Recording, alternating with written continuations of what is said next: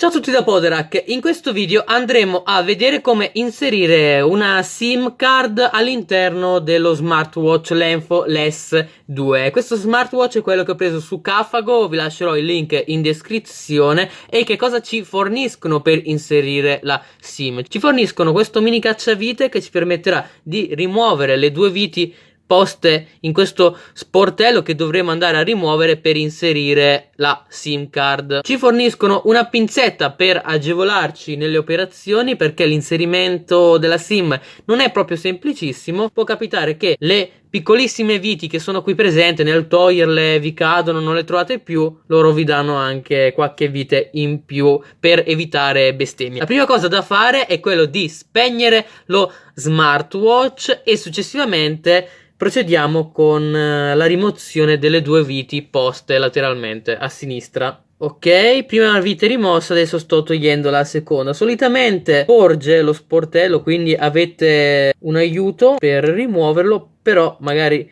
non sempre capita, basta che toccate un po' e lui si toglie. Mi raccomando, conservate le viti in un luogo sicuro, in un luogo visibile e lontano dalle mani, in modo tale che non vi cadano per sbaglio. Una volta che avete rimosso lo sportello, vedete c'è il foro della SIM card. Si tratta di una nano SIM, quindi se avete una SIM più grande togliete gli adattatori. Solitamente nelle SIM nuove ci sono i vari pezzetti, dovete togliere i contorni e diventa una nano SIM. Se così non fosse, dovete o tagliare voi la SIM, ci sono diversi tutorial su YouTube, o andare nel centro del vostro operatore telefonico e andarla a sostituire o farvela tagliare, dipende un po' dall'operatore che avete. Che cosa dovete fare? Dovete prendere la SIM, io vi consiglio di prenderlo con la pinzetta che vi danno loro. Per quale motivo? Perché così non andrete a mettere il grasso delle mani e quindi dopo magari ci potrebbero essere dei problemi di ricezione.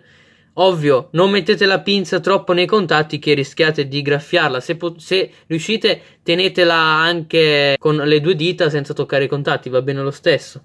Più che altro la pinza ci servirà dopo. Perché? Perché magari con il dito non riuscite a spingere per bene la SIM, prendete la pinza e vi fate aiutare. Appena sentite il clac, la SIM è entrata. Potete procedere con l'avvitamento delle viti. Consiglio, prima di avvitare lo sportello per niente, assicuratevi accendendo lo smartwatch che esca l'operatore telefonico, così vi assicurate che i contatti siano puliti, che tutto sia andato perfetto e non dovete continuamente svitare viti. Io vado sulla fiducia, nel frattempo riattacco lo sportello. Riattaccarlo non è difficilissimo, perché le viti sono magnetiche, si attaccano al vostro cacciavite e sono facili da mettere. Ok, allora lui si è acceso, mi dice che c'è un aggiornamento del sistema, perfetto. Dopo andrò a vedere. Adesso andiamo a vedere questa schermata e se faccio uno zoom,